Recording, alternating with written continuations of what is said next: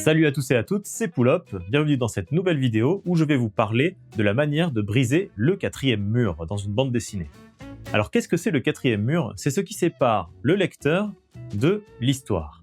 C'est-à-dire que les personnages ne sont pas conscients d'être dans une histoire, normalement. Or, il peut arriver qu'en BD, un personnage ou le narrateur ou un événement dans la BD fasse que la BD elle-même prend conscience que c'est une bande dessinée. Alors, je vais m'expliquer un petit peu. Par exemple, on a le personnage de Deadpool dans les comics américains qui est au courant qu'il est dans une bande dessinée. Donc régulièrement, dans la BD, il va s'adresser au lecteur en disant clairement qu'il est dans une bande dessinée, en se moquant des autres bandes dessinées, voire en se moquant du lecteur. Ça va passer par des bulles de texte où il raconte tout ça lui-même, où il s'adresse au lecteur. C'est ce qu'on appelle l'humour méta. Voilà, ça vient de métaphysique, mais on a raccourci en méta. C'est dans le vocabulaire de scénario aujourd'hui. D'autres manières de briser le quatrième mur existent de manière plus subtile et surtout depuis plus longtemps, et sans pour autant faire sortir le personnage ni le lecteur de l'histoire. C'est-à-dire que parfois, dans une histoire, un personnage, hop, j'ouvre un nouveau calque, voilà, un des personnages va dire quelque chose d'un peu étrange à un autre personnage. On va symboliser ça par la discussion entre deux personnages. Hop. Voilà. Donc dans ma case, là, on aura le personnage de gauche, ici, qui va dire quelque chose au personnage de droite, et ce qu'il va dire ne va faire aucun sens. C'est-à-dire qu'il va soit faire une blague un peu nulle, soit dire quelque chose de complètement absurde, qui n'a aucun sens. Le personnage de droite, à ce moment-là, peut tout à fait tourner la tête vers le lecteur. On va lui mettre un petit point d'interrogation à côté, dans une bulle. Et là, il fait quelque chose qui n'arrive pas dans la réalité, c'est-à-dire qu'il se tourne vers le lecteur pour signifier son incompréhension. Et le lecteur va comprendre de suite ce qu'il se passe en fait. Il va s'interroger au même titre que le personnage. C'est un petit aspect humoristique, mais vous, dans la vraie vie, à aucun moment, normalement, vous n'allez vous tourner vers du vide en pensant qu'il y a un lecteur et pour vous demander ce que vient de dire la personne d'en face. Ça n'existe que en BD ou alors au cinéma ou dans les dessins animés. Donc en BD, ça c'est une technique qui est assez courante. Dans les BD humoristiques, vous pouvez en trouver dans beaucoup de bandes dessinées.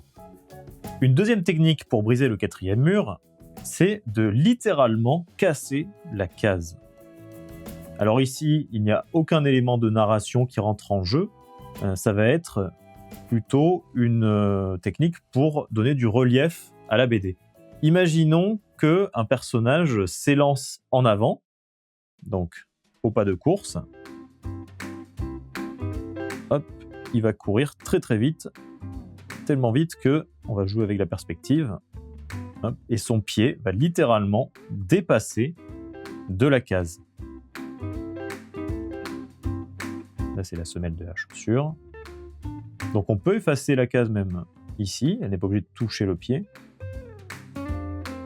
Et le personnage, en dépassant de la case, donne un nouvel effet de dynamisme à la page de BD qu'il n'y avait pas avant. Donc ici, le personnage n'est pas conscient de sortir d'une case, ça n'apporte rien au scénario, c'est juste un effet visuel pour montrer un peu la force du mouvement du personnage.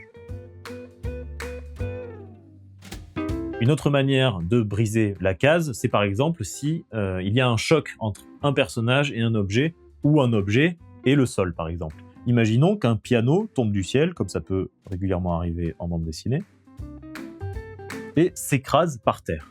On va considérer que le bas de la case, c'est le sol. En général, le bas de la case n'est pas le sol. En BD, on va mettre un petit espace. Le sol va commencer un peu plus haut. Ça va être un peu la ligne d'horizon. Et les personnages vont se tenir debout à partir de ce sol-là. Voilà. Ici, on peut créer un élément comique en considérant que le bas de la case est confondu avec le sol. Et donc, si le piano vient s'écraser ici, non seulement il va se casser complètement, donc là on va dessiner des débris. Alors je symbolise le piano par une forme simple. il va se casser pile en bas de la case, mais il peut aussi tout à fait briser le bas de la case, qui peut partir littéralement en morceaux. Vous pouvez même faire un bord de case comme ça, comme s'il était constitué de fils de fer. Et ça donne un effet rigolo. Bon, après, il faut rajouter les onomatopées, etc., etc.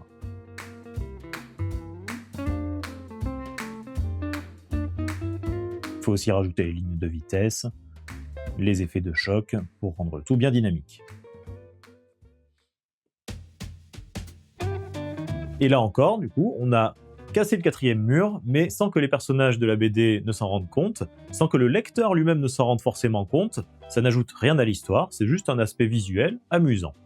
Une dernière manière de briser le 4e mur, c'est d'inclure le narrateur dans le processus. C'est-à-dire que le narrateur peut être omniscient, il sait tout. Il peut s'adresser de cette manière au lecteur directement, par le pronom en disant « vous », par exemple. Donc dans une BD, je vais tracer un cadre, hop, pour simuler une case. Dans une BD où il se passerait un événement étrange ou amusant, où le narrateur serait assez vivant et assez présent, il peut tout à fait, dans un cadre de texte, se mettre à s'adresser directement au lecteur en disant « vous avez vu ça ?» par exemple.